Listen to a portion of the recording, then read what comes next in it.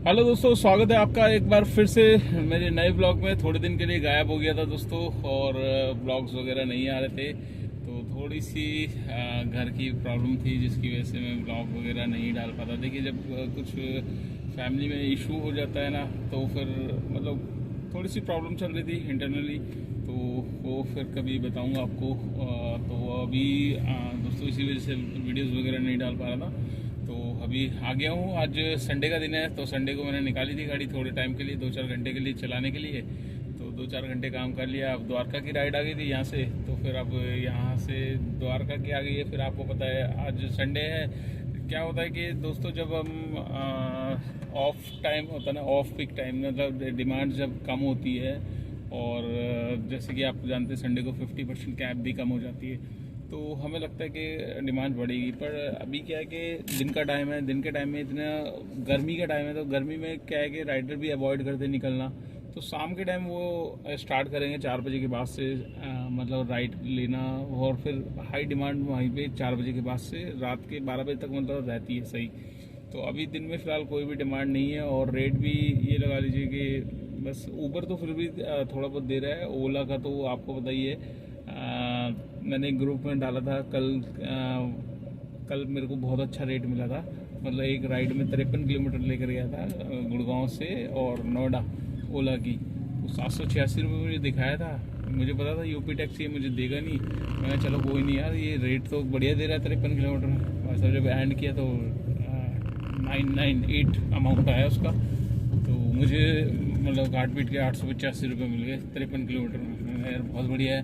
अगर इसने UP tax नहीं भी दिया है तो वो ये समझ लो इसमें इंक्लूड हो गया है। ऊबर में ये वही ट्रिप में लेकर आता, ज़्यादा से ज़्यादा ऊबर 550 रुपये देता या 580 देता, और प्लस आपको 220 रुपये का टोल देता। अमाउंट तकरीबन आप समझ लीजिए वही 800 रुपये तक का ऊबर देता, और 800 से ऊपर दे दिया ओला ने। तो कल मेरे को एक राइड में बड़ा अच्छा अमाउंट मिल गया था। बाकी कभी कभी देता है ये, सोने पे सुहागा कर देता है, वरना तो हमेशा ऐसे ऐसे रेट देता है जिसमें कोई फ़ायदा नहीं होता।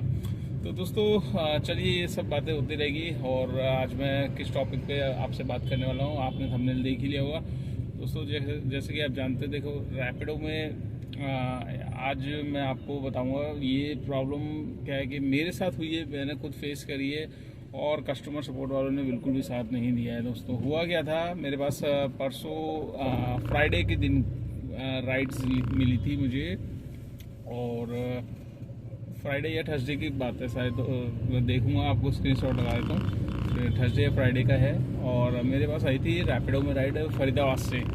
तो आपका सूरज कुंड वाला जो आपका ग्रीन वुड करके कुछ है, सूरज कुंड का गोल चक्कर है, वहीं पे ही है।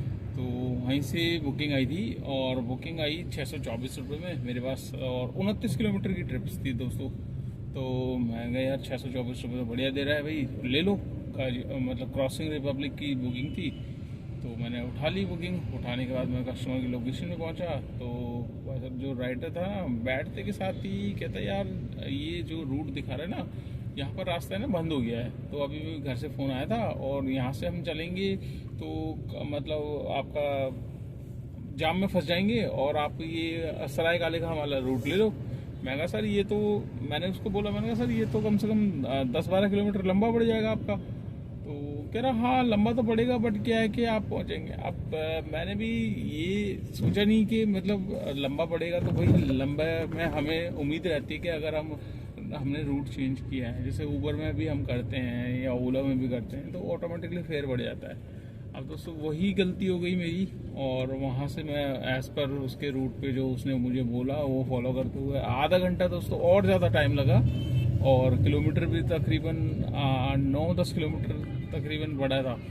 ठीक है, तो 9-10 किलोमीटर का मतलब वो बढ़ा, और जब कस्टमर को मैंने छोड़ा, ड्रॉप किया, तो दोस्तों तकरीबन 74 मिनट्स ऐसे कुछ बता रहा था, 74 मिनट्स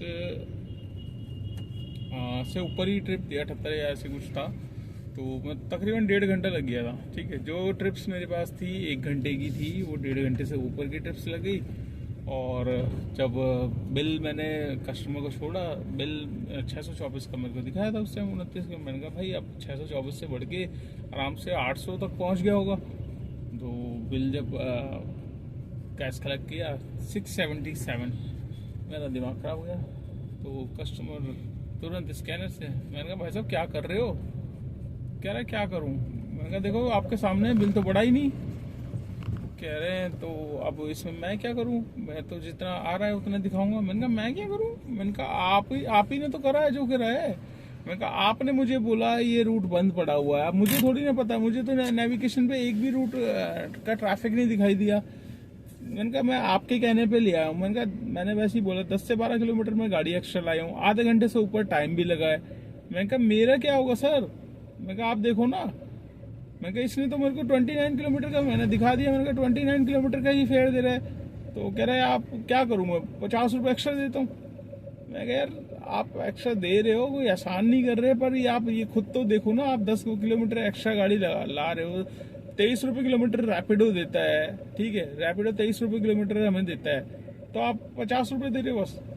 मतलब उसको मैंने बहुत शर्मिंदा कर दिया था। फिर मैंने सोचा यार चल इससे क्या मैं बोलूँ, ये अगर इससे एक्स्ट्रा कैश लेता है साला, वही बात है कि एक्स्ट्रा कैश की वो कंप्लेन करेगा और फिर आईडी वाईडी बंद हो जाएगी फिर हमारी।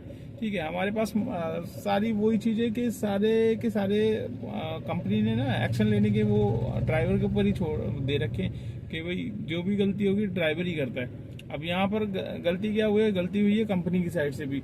मैंने कस्टमर सपोर्ट में फ़ोन लगाया, मैंने कस्टमर सपोर्ट को बताया भाई ऐसे ऐसे राइडर ने मेरे से रूट चेंज करवाया और उसने बोला रास्ता बंद है। तो कहता नहीं आपने ना 70% रूट, मतलब 70 से 80% रूट पूरा चेंज कर दिया। तो मैंने कहा यार इसमें मेरी क्या गलती है? मैं कस्टमर की नहीं सुनूं फिर?